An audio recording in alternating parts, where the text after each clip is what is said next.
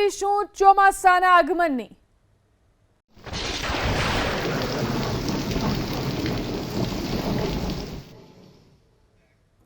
વલસાડ જિલ્લામાં વહેલી સવારથી જ વરસાદી માહોલ છે। વલસાડ જિલ્લાના તમામ તાલુકામાં વરસાદ નોંધાયો।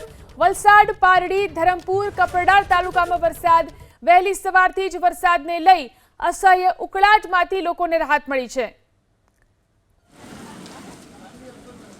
વધુ જાણકારી મેળવી અમારા સંવાદદાતા બ્રિજેશ ફોન લાઈનથી જોડાયા છે। જી બ્રિજેશ, વલસાડના કયા કયા વિસ્તારોમાં વરસાદ છે, શું સ્થિતિ?